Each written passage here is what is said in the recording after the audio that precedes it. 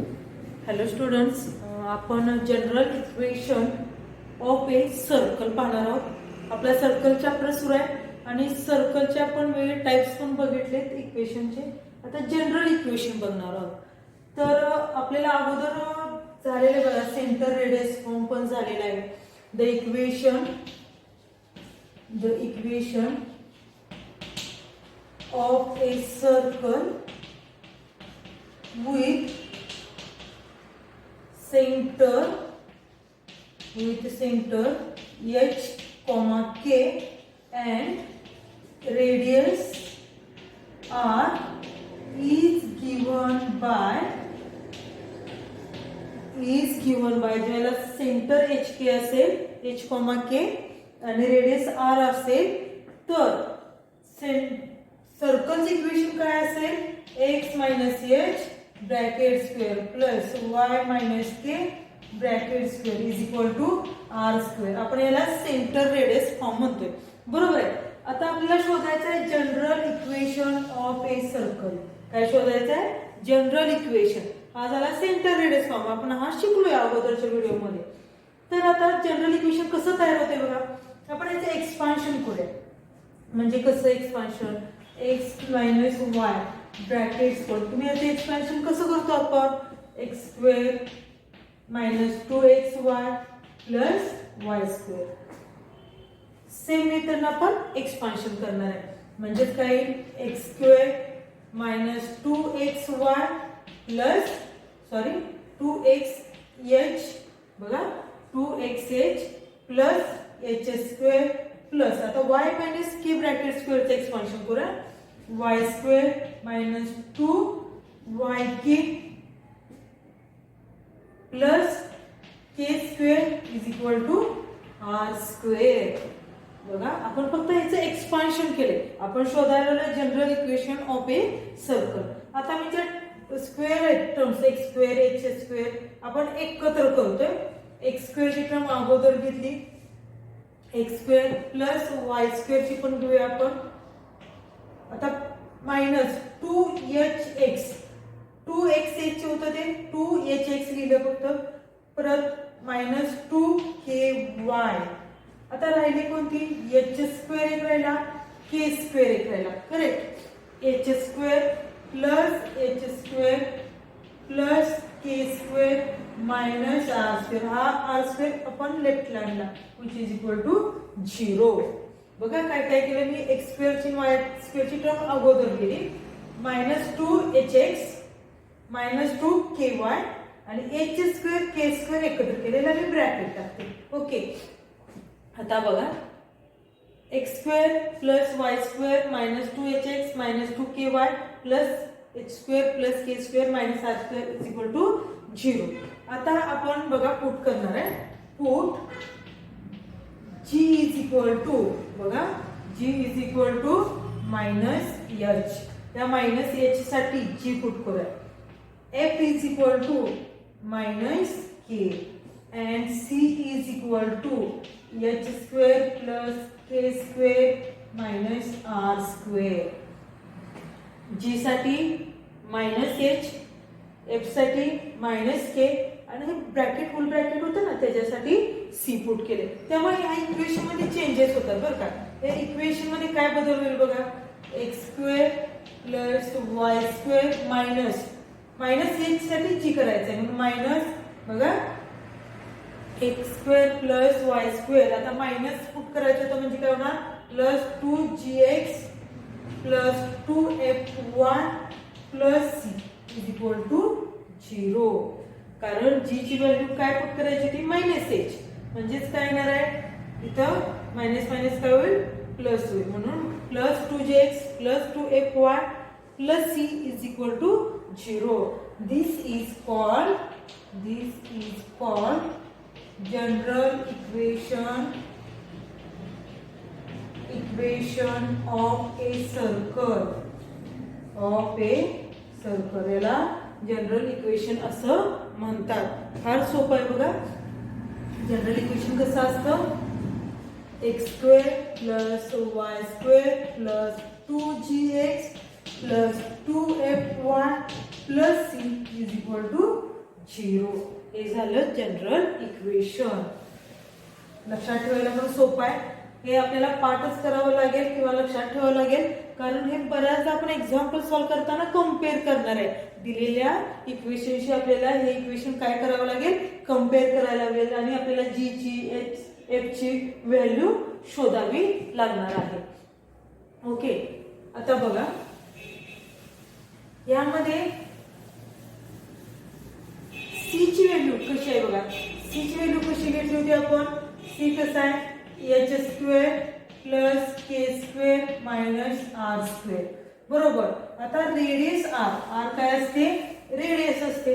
मग आर ची व्हॅल्यू कशी येणार आहे बघा. R square is equal to काय येईल बघा, h square plus k square minus c. आणि r radius, r is equal to radius. Radius कशी असणार आहे, आता आर म्हणजे रूट घ्यायचंय आपल्याला. H square plus k square minus c. म्हणजे जनरल इक्वेशन असेल तर रेडियस काढण्याचा formula h square plus k square minus c. आणि सेंटर, सेंटर कसं शोधणार, centre is equal to centre. Centre आपला अगोदरच्या ह्याच्यात काय घेत होतो आपण, एच के घेतो. बरोबर. एच के हा सेंटर होता, पण एच म्हणजे आपण काय पुट केलेलं बघा, g is equal to minus h आणि f is equal to minus k put केलेलं अगोदरच्या एक्झाम्पल मध्ये. त्यामुळे एच कसा मिळणार आहे, मायनस जी, आणि के कसा मिळणार आहे, मायनस एफ. म्हणून सेंटर कसा असणार आहे, सेंटर कसा येईल, minus g minus F. Centre काय मिळेल, मायनस जी मायनस एफ. म्हणजे ज्या वेळेला तुम्हाला general equation of a circle दिलेला असेल त्यावेळेला सेंटर काढण्याचा फॉर्म्युला कोणता, मायनस जी मायनस एफ. आणि रेडियस काढण्याचा फॉर्म्युला कोणता, under root h square plus k square minus c. हे तुम्ही लक्षात ठेवलं पाहिजे. हा सोपा आहे. आणि आपल्याला जी एफ सी कुठून येतात, इथं आहे बघा, जी आहे इथं, एफ आहे आणि सी आहे. दिलेलं एक्झाम्पल आपण कम्पेअर केलं की आपल्याला जी एफ आणि सी च्या व्हॅल्यूज भेटून जातील. आता आपल्याला अजून एक कंडिशन बघा, नोट पाहिजे. नोट काय सांगते बघा, दिलेलं इक्वेशन हे सर्कलचं आहे इक्वेशन, हे आपण कसं सांगणार, त्याची कंडिशन कशी असेल तर काय असणार आहे बघा. दिलेलं example represents a circle f g square. ठीक आहे, आपण हे जरा बोर्ड क्लीन करूया. G square plus f square minus c greater than 0 असणार आहे. जी स्क्वेअर प्लस, ठीक आहे, इथं एच स्क्वेअरची आपण जी ची आणि एफ ची व्हॅल्यू पुट करायला पाहिजे. जी म्हणजे एच म्हणजे काय होता, एक मिनिट, हेच कन्वर्ट जी आणि एच मध्ये करायचं राहून गेलं आपलं. G square plus f square minus c असं असणार आहे. एच ची व्हॅल्यू मायनस जी होती म्हणजे g square plus f square minus C.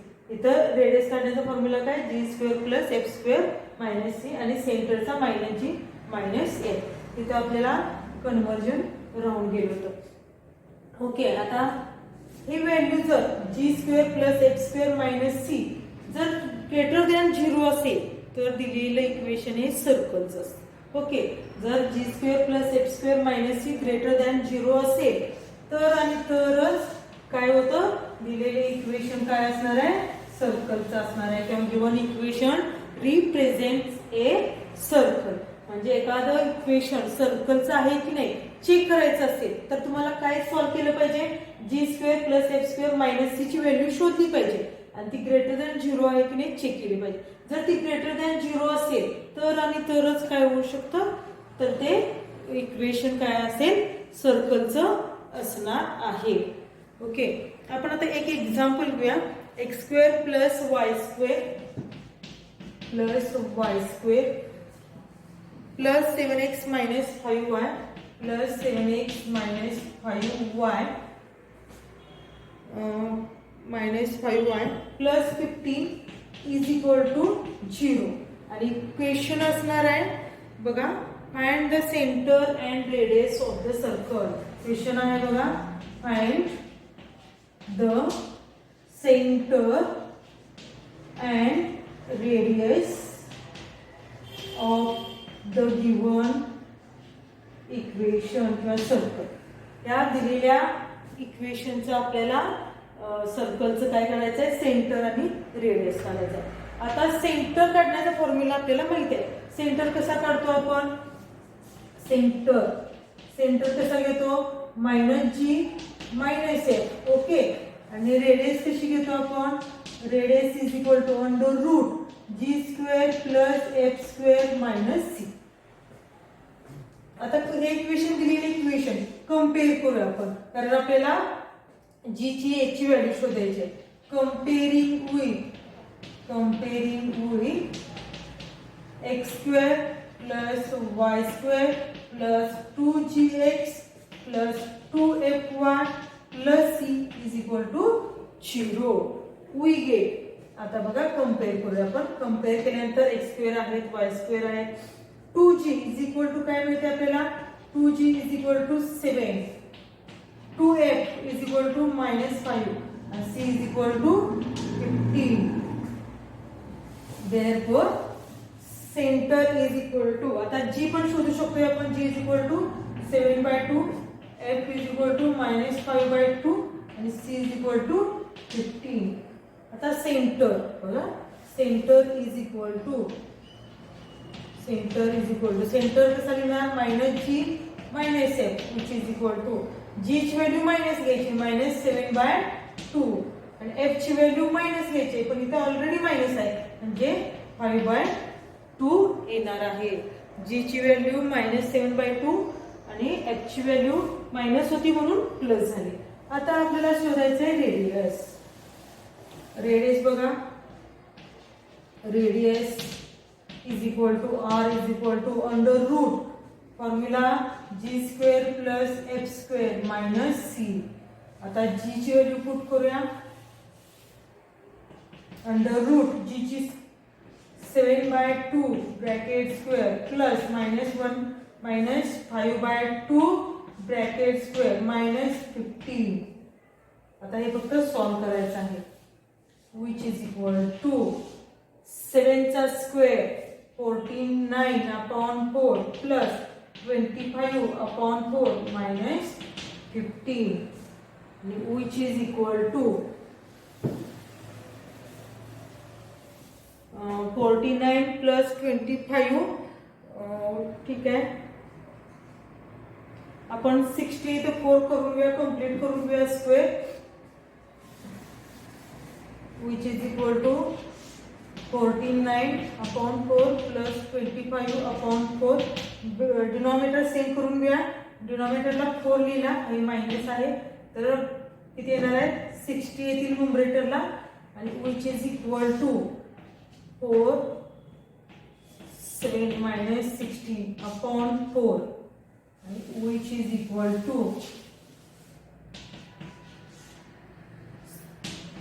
upon 4 which is equal to 4 which is equal to 2। 14 6 एक मिनिट करेक्ट आहे का बघूया, आपलं चेक करूया फक्त। 49 + 25 -16, 49 + 25 7 40, इथे 4 राहणार आहे, लिहिलं आहे 4 आणि इथे आन्सर कसं येईल, √7/2 म्हणजे आपल्याला रेडियस मिळालेली आहे बघा, √7/2 युनिट्स। ओके, लक्षात आलं तुमच्या। तर आपण अशा पद्धतीनं general equation of a circle पाहिले। जनरल इक्वेशन ऑफ सर्कल आपण रिपीट करूया। जनरल इक्वेशन ऑफ सर्कल कसं असतं, x² + y² + 2gx + 2fy + c = 0। Radius r is equal to √g² + f² - c आणि centre is equal to -g -f। आणखी दिलेलं equation सर्कलचं आहे, condition काय येणार आहे, g² + f² - c always greater than 0. Then given equation represent a circle. काय करतं ते सर्कल रिप्रेझेंट करतं. Okay, thank you.